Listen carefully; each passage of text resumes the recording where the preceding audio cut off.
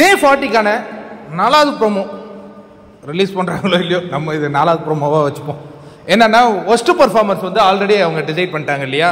Worst பர்ஃபார்மராக வர்ஷினியையும் ராணவையும் பண்ணியிருக்காங்க. அது வந்து எனக்கெல்லாம் உடன்பாடு இல்லை. உங்களுக்கு அது எப்படி இருக்கு நண்பர்களே? ஓகேவா? சரி.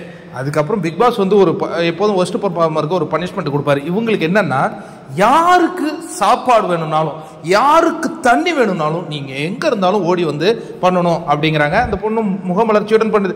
நீங்க எவ்வளவுதான் எது இம்சை பண்ணாலும் வர்ஷினி எல்லாம் ஒண்ணுமே பண்ண முடியாதுங்க. பயங்கர ஸ்ட்ராங். சரி, ஜாக்கு தான் எப்போ பார்த்தாலும் உட்காந்து அழுதுகினே இருக்கு. ஜாக்லின் இது வரைக்கும் இந்த வீட்டில் எவ்வளோ நாள் அழுதுருப்பாங்க? முன்னால அழுதுன்னு இருக்கிறாங்க. அவங்க அழுவாங்க, இல்லைன்னா சௌந்தர்யா அழுவாங்க. அதுக்கப்புறம் சௌந்தர்யா ஃபன் மோடுக்கு போயிடுவாங்க. ஜாக்லின் வந்து அவங்க நியாயம் பேசிட்டு இருப்பாங்க. இப்படி கையை இப்படி வச்சுக்கிட்டு அந்த கையில் அப்படி பாயிண்டா சொல்லிட்டு இருப்பதாக அவங்க ஏதோ பண்ணிட்டு இருப்பாங்க. பட் பெஸ்ட் பர்ஃபார்மராக யார் சூஸ் பண்ணிருக்காங்கன்னா, என்னங்க இந்த ஆண்கள் அணி இவனுக்கு பெஸ்ட் பர்ஃபார்மர் வந்து ஆல்ரெடி இவனுங்க டிசைட் பண்றானுங்க. அதாவது விஷாலுக்கு அது ஏதோ ரொட்டேஷன் பேசிஸ்ல கொடுக்குறாங்க போல இருக்கு, அதனால விஷாலுக்கு கொடுக்குறாங்க. விட்டுருங்க. பெண்கள் அணியில மஞ்சரிக்கு தான் ஓட்டு போடுவோம். மஞ்சரி வந்து இவர் கேப்டன்சி டாஸ்க்ல ஈஸியா, டேய் நாங்கடா இது அக்கப்போரா இருக்கு, டேய் ரொம்ப தப்புடா தம்பிகளா இதெல்லாம். சரி, ஆண்கள் அணியிலிருந்து விஷாலையும் பெண்கள் அணியிலிருந்து மஞ்சுரியையும் சூஸ் பண்ணியிருக்கிறாங்க. இதன் மூலமாக இவங்க 2 பேர் தான் இந்த வாரத்தின் பெஸ்ட் பர்ஃபார்மர்ஸ். இவங்க என்ன பண்ண போறாங்க? கேப்டன்சி டாஸ்க்ல மோத போறாங்க. இப்போ மஞ்சுரியை பொறுத்த வரைக்கும் அவங்க பெஸ்ட் பர்ஃபார்மரா அப்படின்னா, ஆனால் 2 நாள் 3 நாள் அவங்களுடைய சத்தம் தான் நம்ம காதில் கையான்னு கேட்டுக்கிட்டே இருந்தது. ஆனால் அவங்களுக்கு அந்த பர்ஃபார்மர் கொடுத்தாங்க. எனக்கு மஞ்சரி விஷயத்தில் ஒரே ஒரு இதுதான், அந்த டீச்சர் கேரக்டரை எடுத்துக்கிட்டு போய் முட்டி போட்டது மட்டும் எனக்கு பிடிக்கல.